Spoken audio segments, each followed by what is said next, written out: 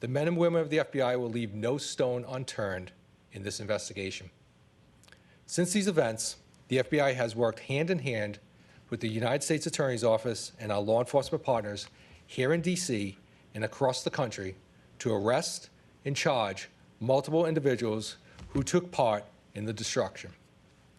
In 6 days, we have opened over 160 case files, and that's just the tip of the iceberg. The significance of this investigation is not lost on us. This is a 24/7, full-bore, extensive operation into what happened that day. We cannot do our job without the help of the American people. Since our call for tips, videos, and pictures, we have received more than 100,000 pieces of digital media, which is absolutely fantastic. And we are scouring every one for investigative and intelligence leads. Welcome to Law&Crime Report, everybody. I'm Jesse Weber, and thanks for joining us. That is the acting U.S. Attorney for D.C., Michael Sherwin, talking about the FBI probe into the Capitol riots 1 week ago. Now, we've learned that 2 members of the Capitol Police Force have been suspended, and at least 10 others are under investigation. One of them is accused of taking a selfie with a protester. Another is accused of wearing a MAGA hat and maybe directing the mob on how to gain access to the building. The other officers from other different states are under investigation as well. So there's a big mess here, and we want to try to make sense of it. Joining me is law and crime legal analyst Dina Dahl, as well as crime analyst and former SWAT team member Lisa Lockwood. It's great to have you both here. Dina, I want to start with you. So you see these Capitol officers suspended, but how does the investigation work now into maybe leveling criminal charges against them, as well as the other officers under investigation? How does that work? Now, this is a fast-moving story because the FBI is literally collecting evidence still as we speak. So there's still a lot to learn. And that's the point, is that they are being suspended, but that doesn't mean that they're not going to be charged. They're most likely going to be charged with some sort of conspiracy claim, and perhaps more if they had an even more overt act toward some of these crimes here.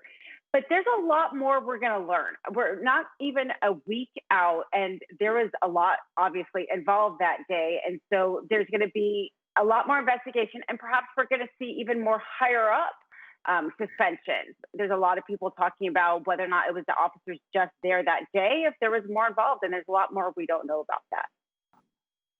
Lisa, it appears that they're going to the videotape.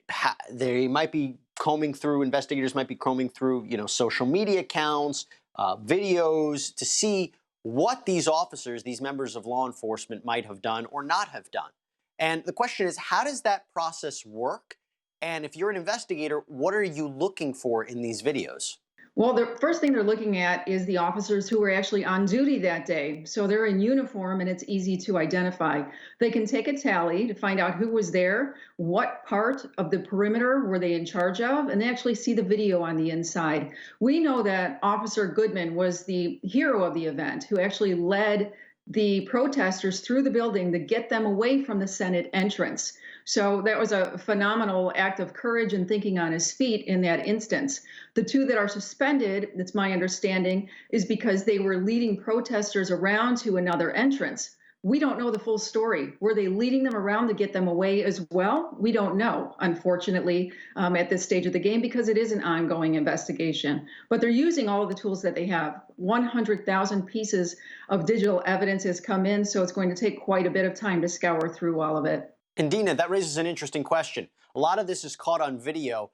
If you are in these officers' shoes or you're going to be representing these officers, how do you start defending what they're caught on tape doing? What do you say? You heard Lisa say maybe they were directing people to get away from the building. They said, hey, why don't you go that way? When in reality, they knew there are other officers on the other side. I mean, what do they have to do to try to defend themselves here?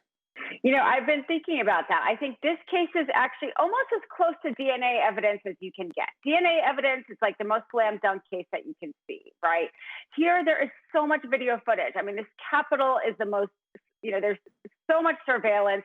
They have their own cell phone tower. They can ping off of every single phone that was in there. The amount of evidence that they're going to have against any of these people is going to be overwhelming, and I believe very hard to defend. If they catch, an officer on video, and then they can also perhaps find social media posts. Those kind of cases are hard to defend when you have, jurors like to see evidence like that. And if you can present that to a jury, then that prosecutor is going to have a very strong case. One of the biggest questions we have is, how did this happen? How did the FBI not know about this? Well, again, let's go back to acting D.C. U.S. Attorney Michael Sherwin, where he gave some more answers to this. In the weeks leading up to the January 6th rally, the FBI worked internally with every FBI field office to ensure that we were looking for any intelligence that may have developed about potential violence during the rally on January 6th. We developed some intelligence that a number of individuals were planning to travel to the D.C. area with intentions to cause violence. We immediately shared that information, and action was taken, as demonstrated by the arrest of Enrique Tarrio by the Metropolitan Police Department the night before the rally. Other individuals were identified in other parts of the country, and the travel subsequently disrupted. The FBI receives enormous amounts of information and intelligence, and our job is to determine the credibility and viability of it under the laws and policies that govern FBI investigations. We have to separate the aspirational from the intentional and determine which of the individuals saying despicable things on the internet are just practicing keyboard bravado, or they actually have the intent to do harm. In the latter, we work diligently to identify them and prevent them from doing so. As offensive as a statement can be, the FBI cannot open an investigation without a threat of violence or alleged criminal activity. However, when that language does turn to a call of violence or criminal activity, the FBI is able to undertake investigative action. And in this case, we had no indication information was linked to any specific person, but this is a matter of an online discussion. Lisa, that's all well and good, but what happened? We can't deny that what we saw on TV happened.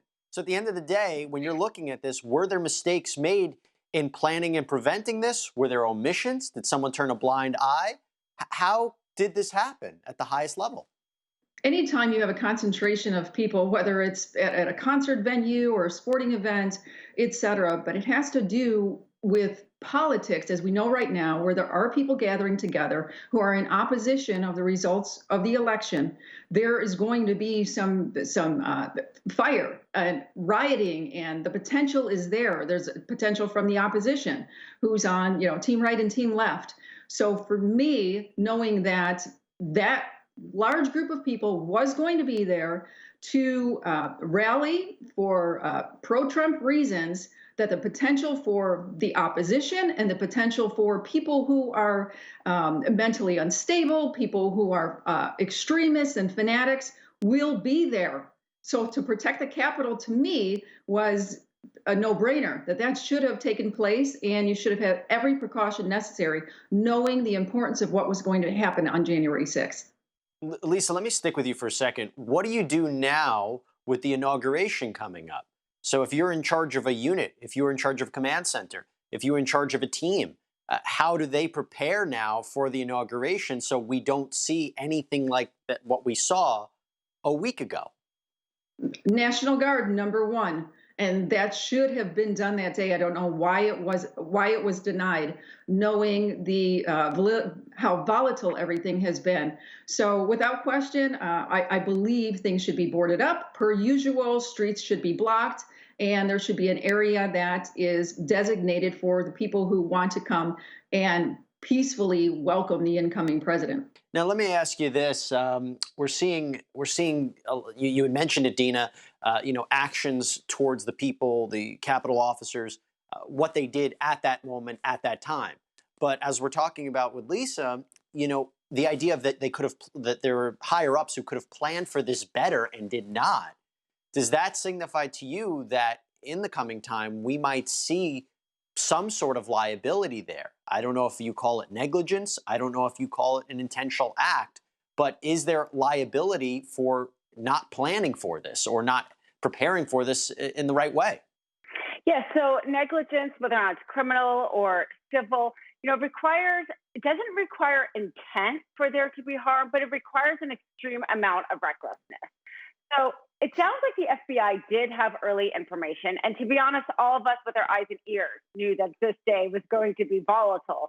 And so if they took actions to prevent the safety of people that day, yes, they could be negligent, or very reckless actions in relation to that. Whether or not that was, just stopping them from doing it or some other reckless things, they could be liable. And I believe there are investigations, public investigation into this, not just the criminal aspect of it, but that has, I believe, already been opened by one of the departments. And Lisa, just I want to finish up this topic real quick. I don't know if I read it the right way, but there seem to be accusations or reports that perhaps officers went there pretending to be members of the security detail in order to gain access, or, they allowed the protesters to get in, the rioters to get in, due to the fact that they had the authority as being officers. I'm curious what you think about those reports. Yeah, if it's true, it's horrible. We did see officers on videotape actually opening barricades to allow the protesters to come through, the rioters. So why was that decision made in that moment? What was it, for their own safety? Were they so overwhelmed that they did that? Did they think it was going to be peaceful? What was the reason to allow them that access to actually go toward the Capitol and ascend the Capitol stairs? So all of those officers are on video, and we have to find out what was the reason for that. So I think it needs to be looked in. Everybody who was on duty that day, obviously there's a tally of who was working, who was off duty, who was potentially undercover, and what was their mission that day. They were truly overwhelmed. There's no question about it. And it is going to be looked into, and we're going to follow it here on Law&Crime. We're going to take a break. When we come back, we have a major story to talk to you about, a federal execution that has made history. We'll be right back. Welcome back, everybody. Lisa Montgomery, the woman who was convicted of brutally murdering a pregnant mother, cutting her open, and kidnapping her baby, has officially been executed. This happened at 1:31 a.m. this morning by lethal injection. Montgomery was the first woman to be federally executed since 1953. The Supreme Court had lifted a stay on the execution, which was issued by an appeals court.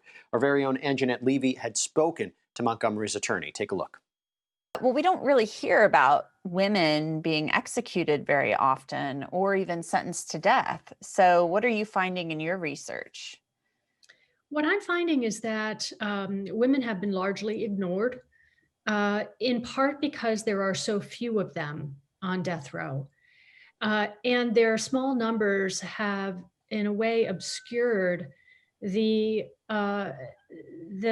very pronounced evidence of gender bias in the selection of women who are facing the death penalty. And that gender bias goes back really to the time even before they come into contact with the criminal justice system. You see women like Lisa Montgomery, for example, who were raped as children. She was raped by her stepfather when she was just a preteen. She was sex trafficked by her mother. She is someone who was gang raped. She was gang raped and then urinated on by her rapists when she was still a child. This is a woman who went through unimaginable violence. And we don't often think of that in the United States as a human rights violation, as something that is gender discrimination. But it is actually a form of gender discrimination and is recognized as such throughout the world. We don't protect girls and women from sexual violence, from domestic violence. And we have an obligation as a society to do better. When women and girls slip through the cracks, like Lisa, she came from a desperately poor family. She slipped through the cracks. No one helped her when she needed it most. All right, and her lawyers had been really citing the traumatic abusive past of Montgomery, her mental health issues, saying that she needed a competency evaluation to be performed so she could maybe understand what was happening before she was ultimately executed. And yet, Dina, the Supreme Court lifted that stay. Why did they do that?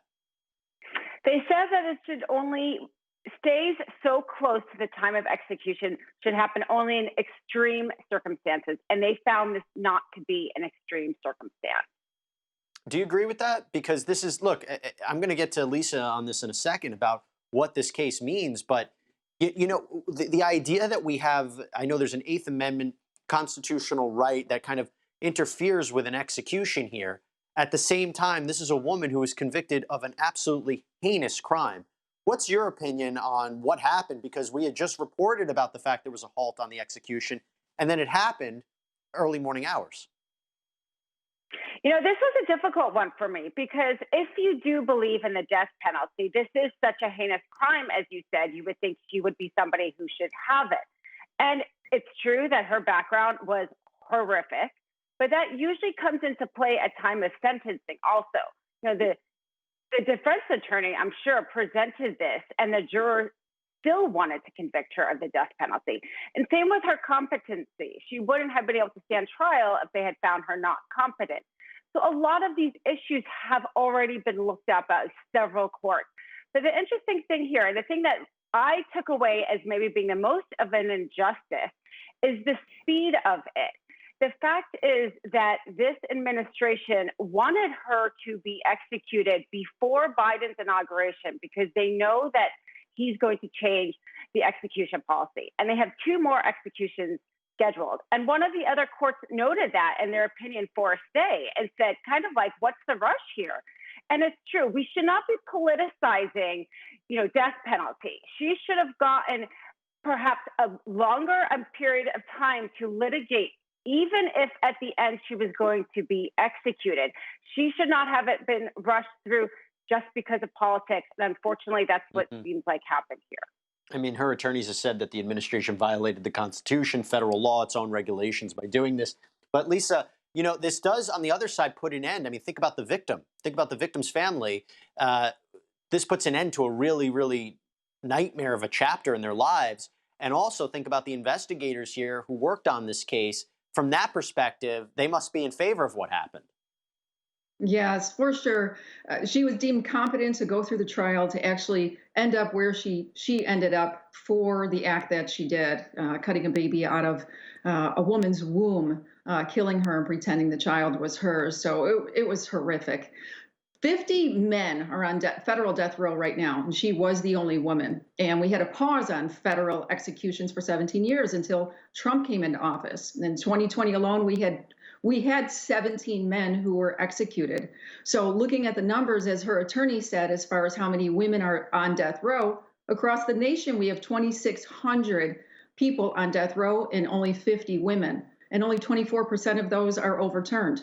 So statistically, I think the number was accurate as far as her being executed based on that. Yep. Yeah, and it is a history that ultimately happened here. It's an incredible story. I do want to switch gears to something else that popped up that's absolutely incredible as well. The Attorney General's office in Michigan is reportedly about to file criminal charges against former Governor Rick Snyder and other officials for the role in the lead contamination of the Flint water supply. You might have heard this story because this ultimately resulted in an outbreak of Legionnaire's disease that caused the death of 12 people. Now, at this time, it's not clear what those charges are. Dina, you're looking at this story. What do you think? What do you think former Governor Snyder and these other high-ranking officials could be facing?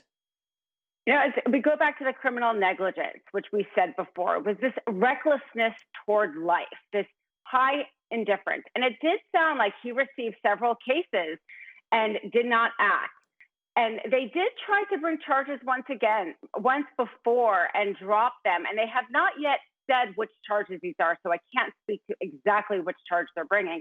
But what popped into my mind is the number of people who told me, how can Trump be liable for the death of coronavirus cases? Over and over and over, people have asked me that question. And it's the same, right? So it would apply to the same Trump as to this governor. We have on tape Trump saying that this is not a big deal when he knew it. That could open him up to a negligence thing. But isn't this a little different, Dina, in the sense that they made a conscious effort to switch the water supply from Lake Huron to Flint River, which was, everybody knew how disgusting it was. And to make that actual act, that if you want to call it an overt act, an actual doing that, they had to have known that there was a danger there. I mean, isn't that what we're looking at? I don't know if they're going to have known enough, right? I think cities do. I'm sure that they conducted some sort of investigation before they did that switch, depending on what the report says. If the report said, you're going to have this outbreak of Legionnaire disease and there's a high likelihood and they went ahead anyway, yes, absolutely. But I can bet that report is a lot more vague and it has probably some pros and it probably has some cons. If he didn't do something as simple as that, he probably would have required, I would have thought some sort of regulation or research went into it before he made that decision. But regardless, even if he's going to rely on some sort of report like that, the cases were coming up and there was definitely inaction. Whether or not the report itself gives him liability or not, that will be interesting to see. Lisa, you tell us, what do you think investigators found? How do you think they looked into this? Because this was a serious, serious problem.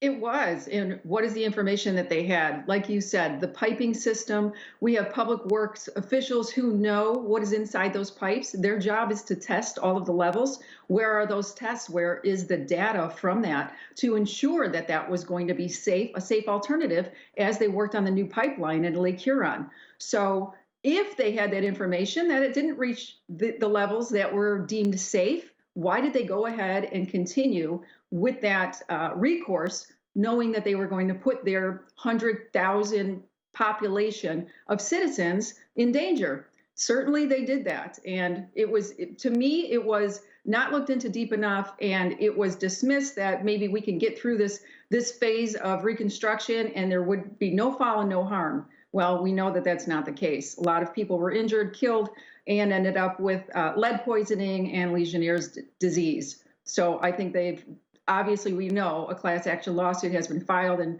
people are benefiting from that now. But now the higher ups need to be held accountable for it.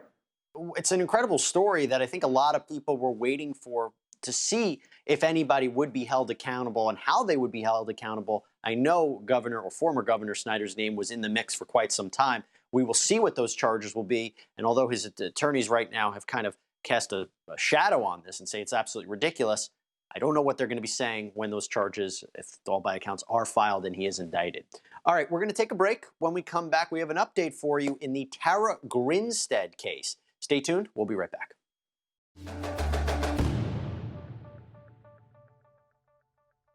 And welcome back to Law&Crime Report, everybody. So what we're seeing is a new case that I want to talk, actually an update in a major case. So the Georgia Supreme Court heard oral arguments regarding Ryan Duke. This is the man who's accused of murdering former beauty queen Tara Grinstead. It's a really high-profile case.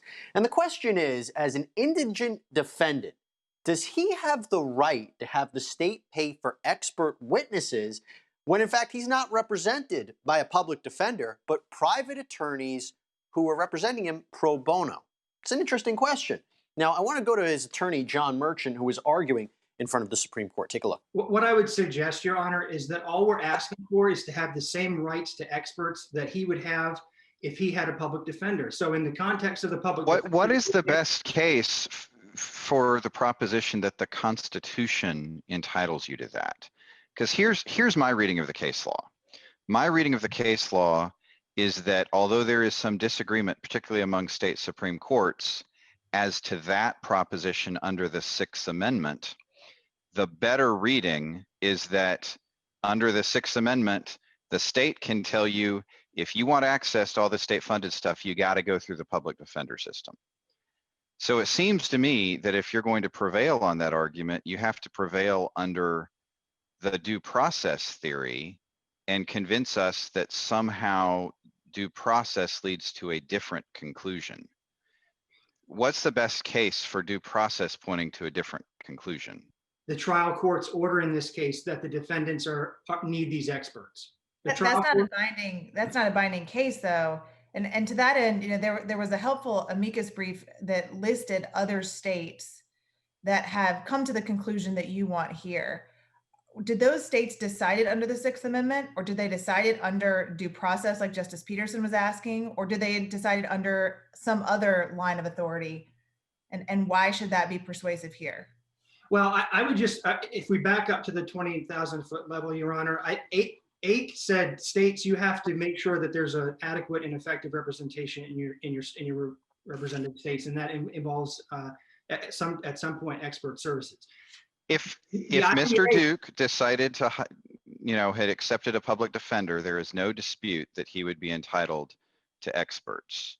The question really is his decision instead to accept your assistance, does he still have access to state-funded experts?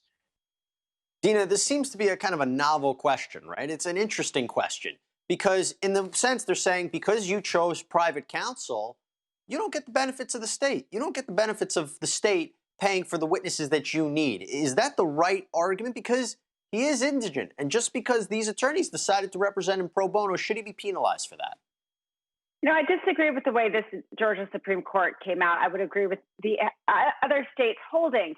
I mean, I could see the argument of, yes, don't cherry pick, especially if, but to me, that would only really apply if he were paying for his attorney, because then, yes, he shouldn't get the benefit of a paid attorney plus a self-funded by the government. But the fact is that defense attorneys are, they have a huge caseload. We should be encouraging pro bono attorneys to step in. And that's what happened here. But to ask a pro bono attorney who's already donating their time to then also pay for expert witnesses is a lot, quite frankly. And the fact is he is indigent, and the court found that too. So if he can't pay for it, again, asking a pro bono attorney to pay for that, I think really discourages pro bono attorneys, which is not in the public interest. We should be encouraging attorneys to take as many pro bono cases as they want. And I don't think that would unfairly have benefited him to have a pro bono attorney plus a government-funded expert.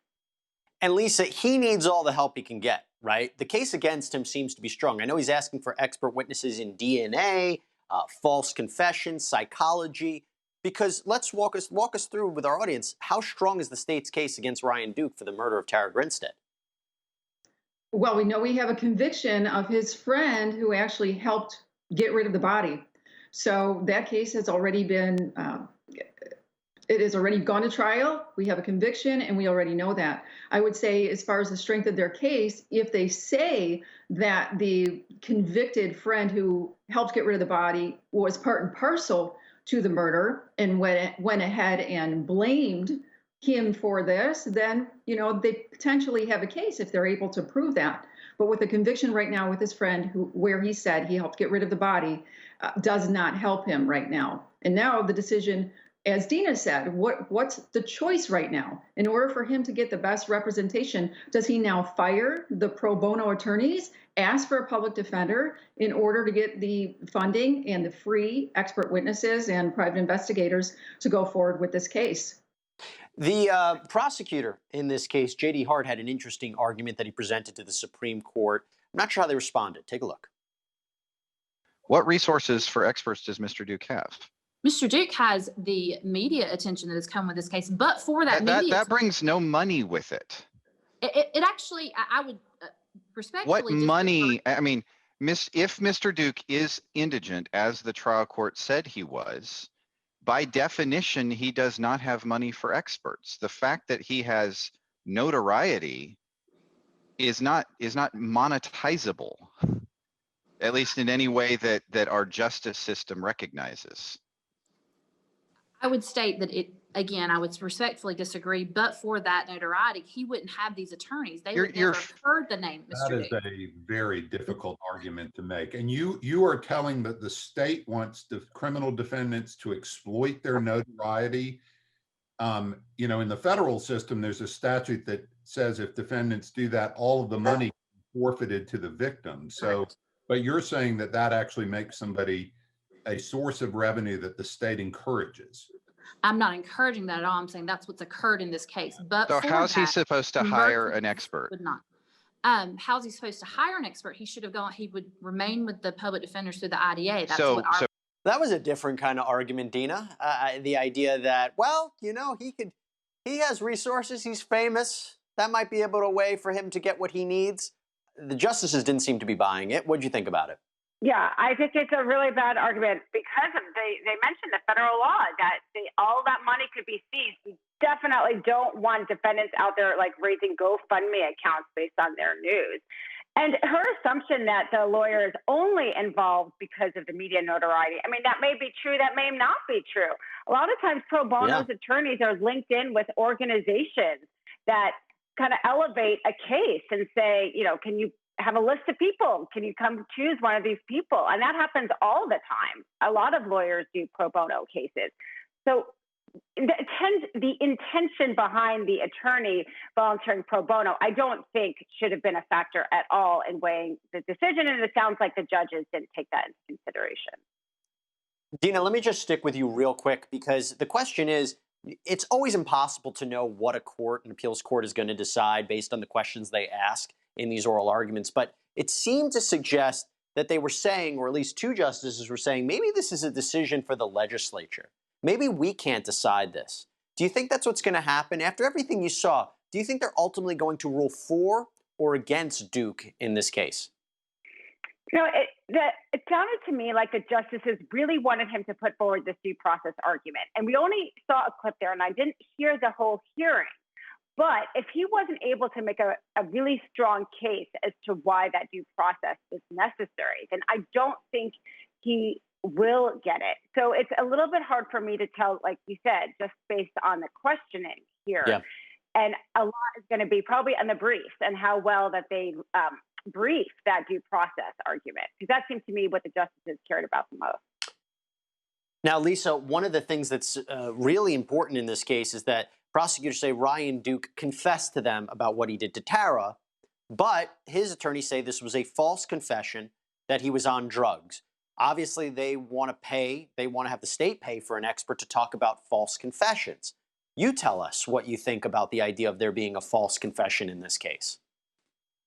Unfortunately, we do know that that does happen. So what do they have regarding evidence to prove that that was the case? Was a recording? A lot of times we know that there are cameras in there. We have audio recording. We have video recording. Was there coercion? Was the person intoxicated in some way? Were they on drugs? Did we have a drop for that? Was that person hospitalized because of that? Did we see it? Did we see behavior in the actual footage of somebody who appeared to be under some kind of an influence? So yeah, it's certainly something that they can use, because we know that it does happen, unfortunately. And if they are able to go ahead with the investigation and have the funding to do that, they'll have their answer. Dina, one quick question before we have to hit our break, about a minute. If he can't get the state to pay for these experts, and he has no other way of paying for these experts, can he really put on a defense without them? Or is this going to look like, hey, if I can't get them, I might have to do a plea deal here. I might have to do something because I can't put on a defense otherwise? I don't think he'll be able to put on a defense without these experts. The experts are key in being able to rebut any kind of expert, basically, that the prosecution is going to put on. So he's going to either have to, maybe go ahead and reserve this on appeal. So if he gets in a conviction, he can use this for appeal. That to me is unlikely. It's possible that he might be able to enlist some sort of, again, nonprofit legal aid organization, but that's unlikely too. There's a lot of defendants out there that are looking for aid, whether or not he chooses to go the public defender route. I mean, to be honest, he's in a tough situation now as a defendant. Prosecution has the whole weight of the government behind them. And this defendant really needs these experts, and he won't have a lot of good choices if the Supreme Court rules against him. I'll tell you what's amazing. We're dealing with a case that happened all the way back in 2005, and it is still being litigated, still going through ever since Tara Grinstead first disappeared. So we'll see where this goes, because it's hard to predict anything that can happen in this case. We'll take a break. When we come back, we're going to talk about a 78-year-old man who pled guilty to a sexual attack, a sexual assault on a woman over 40 years ago, and now what his future is going to look like. We'll be right back.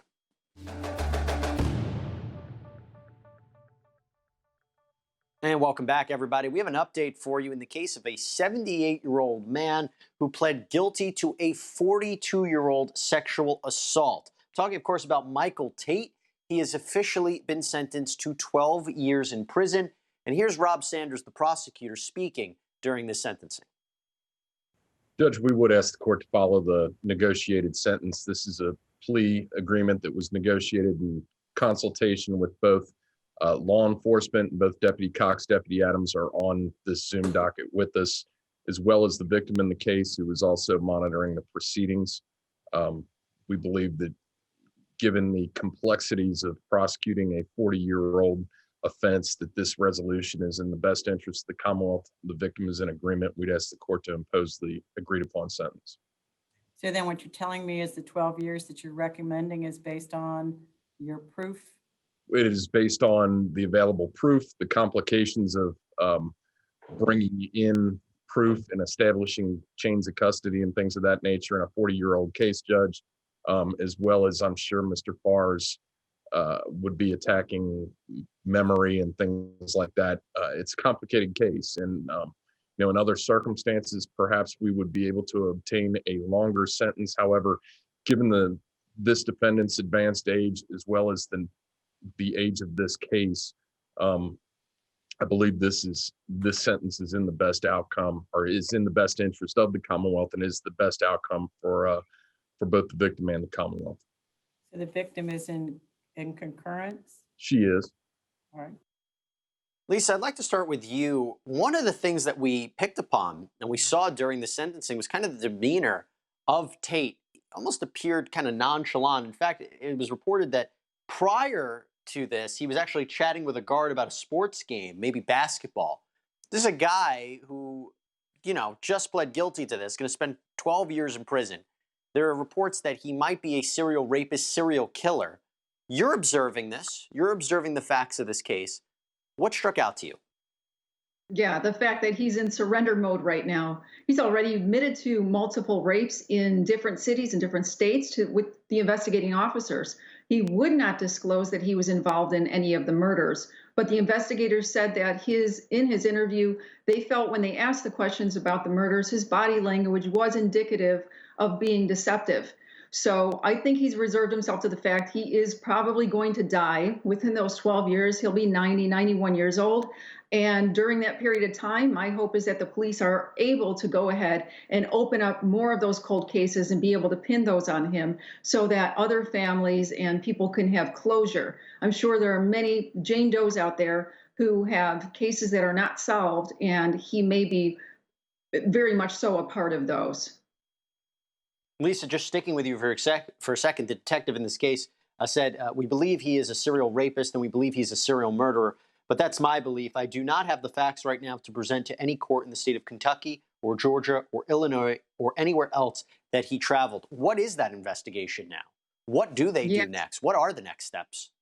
Because he's a traveling salesman, and at that time, he was 34 years old when that rape occurred that he's being convicted of. But we also know that he was charged in 74 and served time for raping a young girl. He also had all kinds of other issues and run-ins with the police. So we know this behavior had been happening at least through proof in his early 30s. What was happening after that fact? How many other people were involved in this? So what the police do is they go ahead and have conversations with these agencies to find out what types of crimes fit a similar profile to what Tate had actually done in these rapes. Were there other rape victims? A lot of times they don't even come forward in their situations because they don't want to testify. But if they're able to actually go through and look at cold cases, as they did with this particular one, they were able to catch him. 2017, they were investigating a cold case that looked like the case that he was being tried for, now being convicted for. So all they have to do is open up the books. It's a matter of putting administrative personnel on these cases during that era. Let's actually take a moment to look at the sentencing itself when this happened. Mr. Tate, I'm going to accept the recommendation of the Commonwealth. I've got to say, though, it's probably some of the most horrific facts I've read in a long time. So other than the fact that it will bring comfort to the victim, that she doesn't have to appear in court and that she doesn't have to go through some of these things again, I assume that you've read her statement. Yes, I have. Yeah. And while I understand in your statement as well, you talk about remorse, but in any event, really horrific acts, completely changed her life. So it wasn't just an act or several acts in a night. It was something that pretty much deteriorated her joy of life. And so in other circumstances, I would reject this, but given these circumstances, I will accept it. And so on the charge of rape in the first degree, the court will sentence you to 12 years. On the charge of sodomy in the first degree, the court will sentence you to 12 years. On the charge of kidnapping, the court will sentence you to 12 years. In accordance with that recommendation, the court will have them run concurrently. Dina, 12 years. You heard the prosecutor saying some of the factors that went into that, how if it was a different situation, they might have had a longer term behind bars. That's what they came up with, 12 years. Your thoughts on that sentence? I hate that sentence. That's the worst thing about this story. I mean, I'm so glad the victim doesn't have to go through any more trauma, relating to this man. But the fact is, and we spoke about it, one of the people you had on spoke about it earlier, that sex crimes against women are rampant in this country. And you have this man who, 40 years later, and all he has as a sentence is 12 years. It's an awful message to send to the community that not only can you get away with it for that long, but then once they catch you, you really just get a slap on the wrist. So although I am sympathetic to why this happened, it's a really bad signal to people who commit these crimes. But there is a strong likelihood he will not see the light, the other side of this, that he's an older gentleman, 12 years in prison. He may die in prison. The question, of course, is, could he work out some deal? Because we're dealing with a situation, if he really is responsible for, let's say, murders, and he wants to provide closure and say, hey, listen, I'll tell you where the bodies are. He has no incentive to do that at this point. It's not like he has a life sentence or he's on death row and maybe he can get off death row or get some time shaved off. Really, if he were to admit to the murders of something else, literally that's not a way for him to negotiate right now. Is there any way his lawyers can bargain for him if he has more information about other crimes? I mean, anything can be bargained for, and it's possible they could try to reduce this sentence. But you're right, and that's actually, I think, another downside to him having such a small sentence, is there's not much left to bargain with. The fact is he doesn't really have remorse, because otherwise he would be coming forward voluntarily with all these other things. It's really hard for me to look at him, see how little he received in terms of a sentencing, and frankly, how little remorse he has, because otherwise we wouldn't be talking about these open cases. I don't know. It's crazy to think about what might be in his mind about what he knows that we don't. Dina Dahl, Lisa Lockwood, I appreciate you taking the time. Thank you for joining us. Everyone out there, thank you for joining us here on Law and Crime Report. That's all we have. We're back here every weekday at 12 p.m. Eastern, covering the biggest cases of the day. So until next time, we're going to go back to our regularly scheduled programming. Thanks, everybody. See you tomorrow.